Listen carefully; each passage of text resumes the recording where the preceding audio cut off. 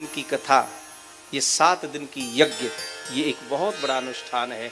ये नियम यहाँ के लिए हैं। जब तक ये अनुष्ठान है, जब तक ये यज्ञ चल रही है, तब तक वक्ता को भी और श्रोता को भी काम, क्रोध, लोभ, मोह आदि से बिल्कुल अलग रहते हुए पूजा पाठ में प्रवृत्त होकर के इस यज्ञ और अनुष्ठान को, इस महापुराण को, इस यज्ञ को सफल बनाने में हम एक दूसरे का सहयोग करें और इसको नियम से इसका कथा श्रवण करें, तो निश्चित रूप से कथा आपकी सफल होगी और यज्ञ का फल हम सबको बराबर मिलेगा। बराबर। कथा में तो कम से कम मान जाओ भैया, है?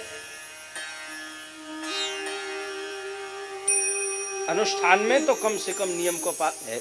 वैसे ही हमेशा के लिए हो जाए तो याते बढ़िया तो बात ही कोई नहीं।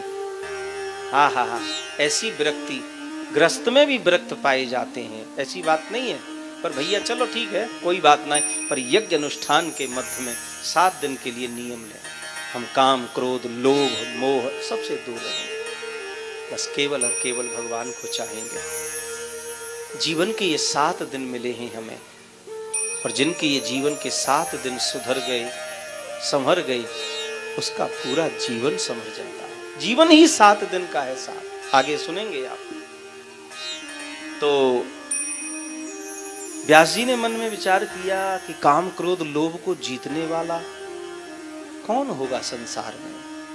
कहना सरल है, पर इन सबको जीतना बड़ा कठिन है भैया। कहने को तो कोई कुछ भी कह सकता है।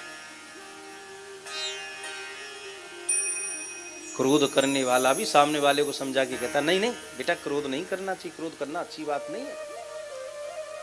लोभ करने वाला व्यक्ति यहां बैठ करके लोभ न करने का उपदेश दे रहा है?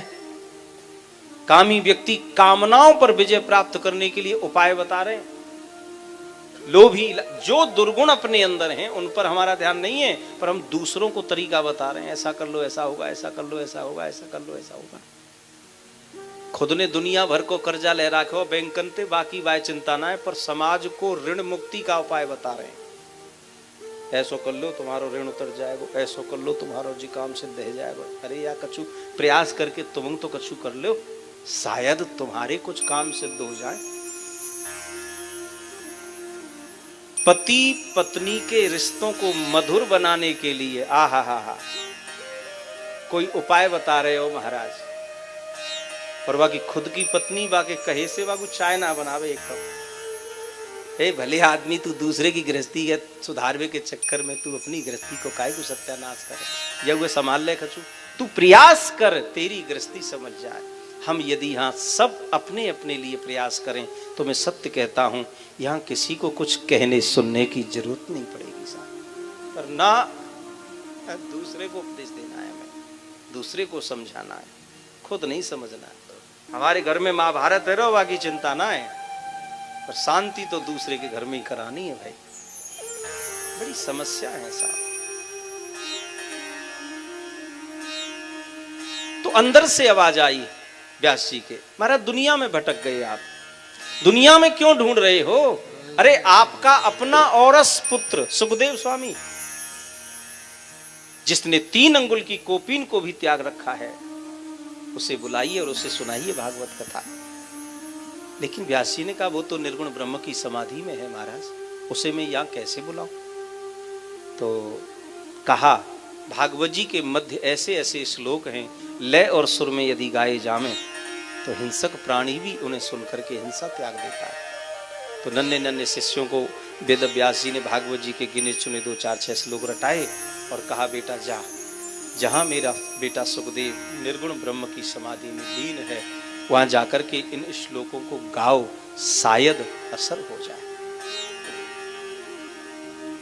असर हो जाए और वो समाधि तोड़ करके मेरे पास आ जाएं, तो मैं उन्हें भागवत कथा सुनाऊं, जिससे धर्म का प्रचार प्रसार आगे बढ़े।